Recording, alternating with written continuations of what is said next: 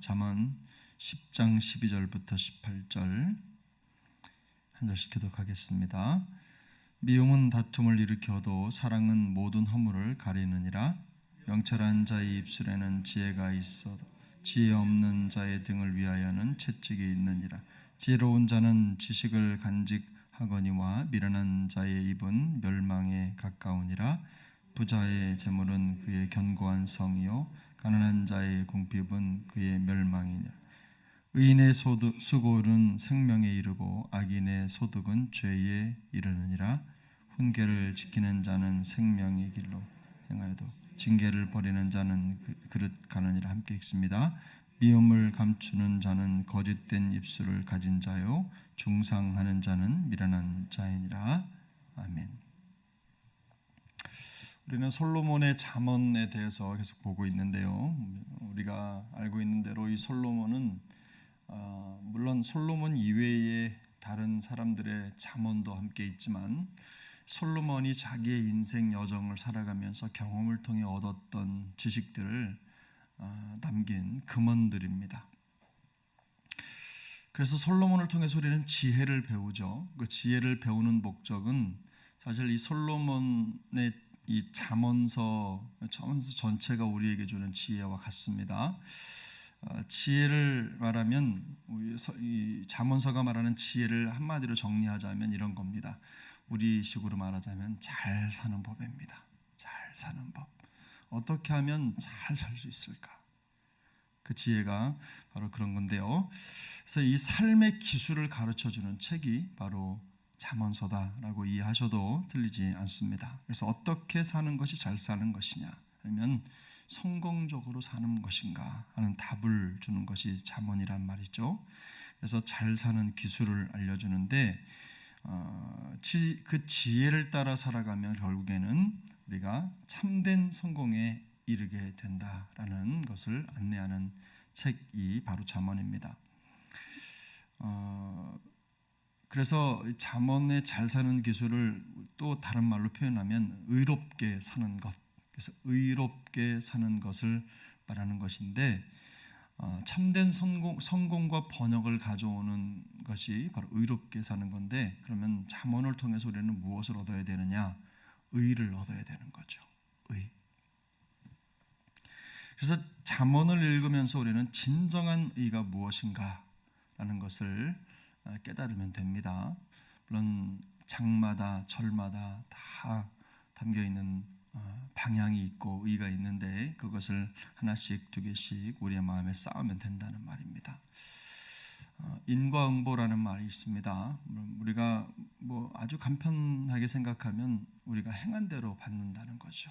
우리가 행한 대로 결과를 얻게 된다는 말인데 예수님도 비슷한 말씀을 하셨습니다.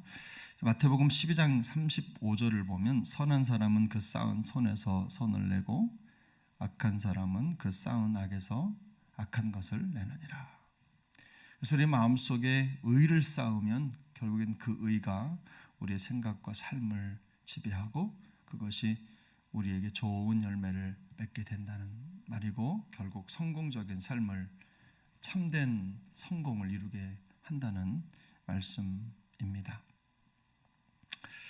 그러면 오늘 본문은 어떤 의를 우리에게 가르쳐 줍니까? 이 12절부터 18절까지를 해석하는 방법이 여러 가지가 있는데요. 그중에서 우리가 제일 편안하게 볼 수 있는 방법은 이 12절과 18절이 가지고 있는 본문 전체가 하나의 진리를 전달하고 있다는 것을 생각하면 됩니다. 그래서 18절부터 12절까지, 그러니까 12절과 18절이 그 가운데 있는 내용을 담고 있는 봉투 역할을 하는 거죠. 그래서 한 묶음으로 된 단락인데 아주 중요한 의미를 전달하고 있다. 그래서 12절을 보면 미움이 다툼을 일으키고 또 사랑은 모든 허물을 가린다라고 말하고, 18절에서도 미움을 품는 자는 거짓된 입술을 가진 자이고 중상하는 자는 미련한 자다.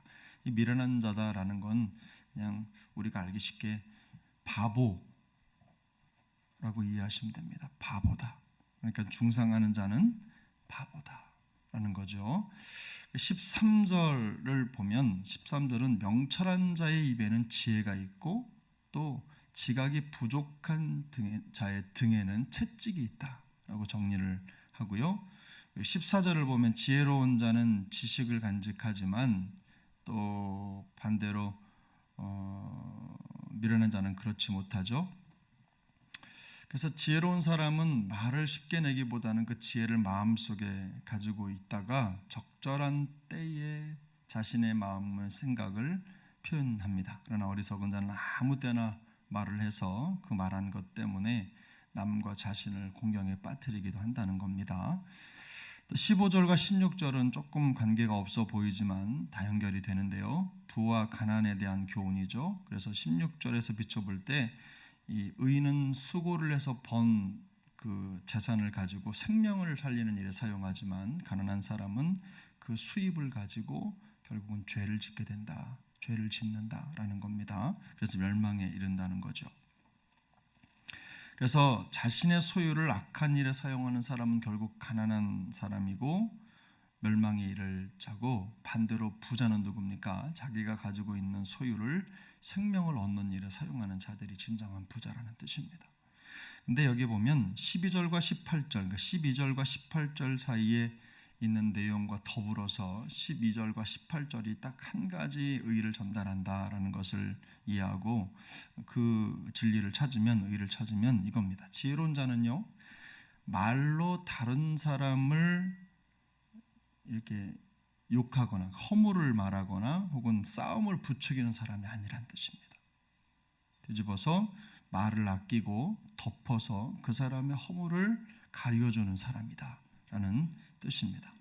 그래서 오늘 본문이 전달하는 의는 무엇입니까? 말로 사람을 비방하고 마음에 또 미움을 숨기는 것은 악한 일이고 의가 아니라는 뜻이죠. 그러면 의는 무엇입니까?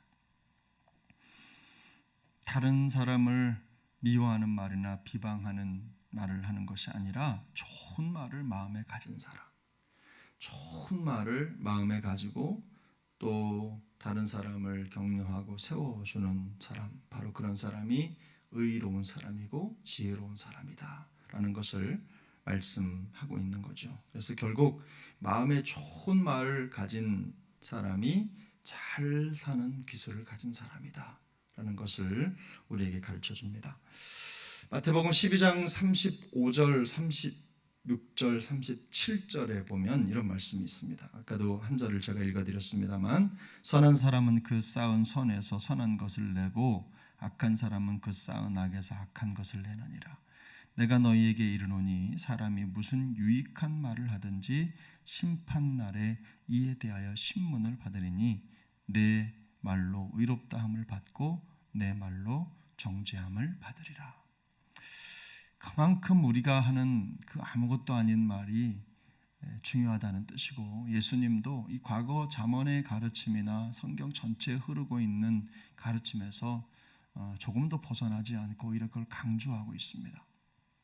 그래서 그 죄의 모습이라든지 멸망의 모습은요, 먼 곳에 있는 게 아닙니다. 내가 평소에 사용하는 말, 언어의 습관이 결국 내가 멸망으로 향하고 있는지 아니면 의로 향하고 있는지, 그 내가 잘 살고 있는지 잘못 살고 있는지는 딱 그것 보면 나온다는 거죠. 그래서 베드로 사도는 이런 평소의 삶에 대해서 잘 이해하고 있어서 그는 이렇게 고백을 합니다. 무엇보다도 뜨겁게 서로 사랑할지니 사랑은 허다한 죄를 덮느니라. 그래서 우리가 삶의 자리에서 말로, 좋은 말로, 좋은 것, 내 마음에 쌓은 것으로 누군가에게 어떤 영향력을 주고 살아가는가, 결국 그것을 베드로 사도는 사랑으로 표현을 하고 있습니다. 사랑하는 여러분, 우리가 전도라는 걸 하죠. 전도. 그 전도는 기본적으로 복음을 모르는 자에게 복음을 알려주는 겁니다. 전달하는 건데요. 근데 그 전도가 꼭 그런 뜻만 있는 건 아닙니다. 복음을 모르는 자, 한 번도 듣지 못한 사람, 아직 교회 안에 unchurched, 그러니까 교회 안에 있지 않은 사람들에게 다가가는 것이라고만 생각하지만 꼭 그렇지 않습니다. 우리가 성경을 보면 야고보서 5장 19절에서 20절 보면 이런 말씀이 있어요. 내 형제들아 너희 중에 미혹되어 진리를 떠난 자를 누가 돌아서게 하면 너희가 알 것은 죄인을 미혹된 길에서 돌아서게 하는 자가 그의 영혼을 사망에서 구원할 것이며 허다한 죄를 덮을 것임이라 라고 말씀하고 있어요. 제가 왜 갑자기 전도에 대해서 말씀을 드리냐면 이 말이라고 하는 것, 또 내 마음에 좋은 것을 쌓는 것, 또 우리 주변에 잘 못 사는 사람들, 또 참된 성공을 이루지 못한 사람들, 그런 사람들은 그의 소유가 아니라 그의 생각이나 또 사고의 방향을 보면 알 수가 있습니다. 그게 진정한 가치인데, 여기 미혹되다라는 말은요, 쉽게 말하면 길을 잃어버렸다 이런 뜻입니다. 진리로부터 떠나서 길을 잃어버린 거예요. 멀리 떨어진 거예요. 진리로부터 멀어져서 진정한 신앙의 길을 잃어버린 사람들이. 그래서 주변에 안 좋은 말을 일삼는 사람들, 또 그런 것들 아무런 꺼리낌 없이 옮겨놓는 사람들, 이런 사람들에 대해서요, 그들을 돌아서게 하는 것, 그들에게 좋은 말의 영향력을 미치는 것도 전도입니다. 그런 과정을 통해서 교회가 정화되고 견고해지고, 또 그런 사람이 많을수록 마음에 좋은 것을 쌓아서 좋은 말로 다른 사람의 허물이나 또 부족함, 그런 것만 나오면 그냥 늑달같이 달려들어서 그냥 일을 삼고 옮기고 꼭 궁금해하고, 이런 것보다는 좋은 말로 또 그들을 덮고 그들을 저기 잘 인도하고, 그들을 나쁜 생각을 가지고 있는 사람을 건져서 다시 좋은 생각하고 복음을 전하는 입으로 만들어 가는 것, 그렇게 돕는 것, 그게 바로 전도라는 거죠. 진리로부터 멀어져서 길을 잃어버린 사람들을 다시 제자리로 돌아오게 하는 것, 이것도 전도의 한 분야인 겁니다. 그래서 이 진리로부터 멀리 떨어져 있는 사람들이 왜 그렇게 길을 잃어버리느냐, 결국은요, 이게 말에서부터 시작하는 거거든요. 진리를 들으면서 마음이 오염되는 사람은 없어요. 근데 그 진리를 들어야 할 귀가 그렇지 못한 것들을 듣죠. 사람의 말에 의해서 오염된 그 마음이 결국은 진리를 거부하게 되고 진리로부터 길을 잃도록 만든다는 거죠. 여러분 주변의 사람들을 한번 둘러보세요. 복음 듣고 말씀 읽고 묵상하면서 길 잃어버리는 사람 보셨습니까? 그런 사람 없어요. 말씀으로부터 내 귀를 띄고 눈을 떼고 다른 것을 향할 때 사람의 생각이나 나쁜 말들이 그 마음속에 들어가는 거예요. 그래서 결국 진리에서 멀어지게 되는 겁니다. 이런 사람들을, 이렇게 미혹된 사람들을 제자리에 오도록 돕는 것, 그게 바로 전도의 또 다른 면인 거죠. 성경이 말하는 좋은 말, 은혜의 말을 가진 자, 또 길을 잃은 사람들을 제자리로 돌아오게 하는 것, 그것이 바로 진정한 전도자의 삶이라는 것입니다. 이게 성공한 사람들의 모습이라는 거죠. 의로운 사람들의 모습이라는 거예요. 주님께서 우리의 언어를 그렇게 사용해 주시길 바랍니다.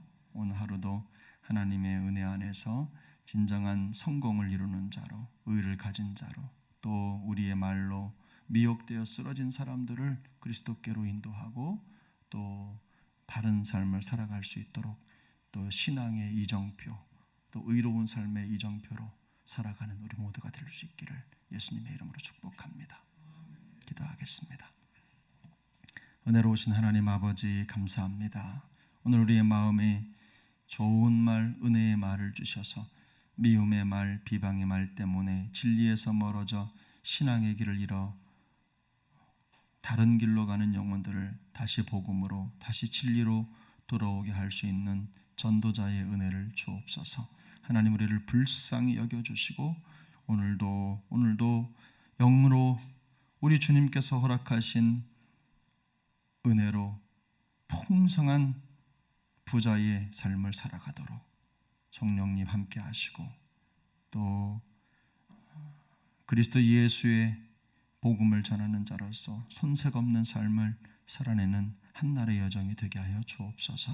하나님, 비가 내리고 있습니다. 비 때문에 어려움 당하는 일이 없도록 우리 주님 붙들어 주시고 성령께서 우리 모든 사랑하는 성도님들의 삶의 여정과 또 모든 자리를 보호하시고 함께하여 주옵소서. 감사를 드리며 존귀하신 예수님의 이름으로 기도하옵나이다. 아멘. 하늘에 계신 우리 아버지여, 이름이 거룩히 여김을 받으시오며 나라가 임하시오며 뜻이 하늘에서 이루어진 것 같이 땅에서도 이루어지이다. 오늘 우리에게 일용할 양식을 주시옵고 우리가 우리에게 죄 지은 자를 사하여 준 것 같이 우리 죄를 사하여 주시옵고 우리를 시험에 들게 하지 마시옵고 다만 악에서 구하시옵소서. 나라와 권세와 영광이 아버지께 영원히 있사옵나이다.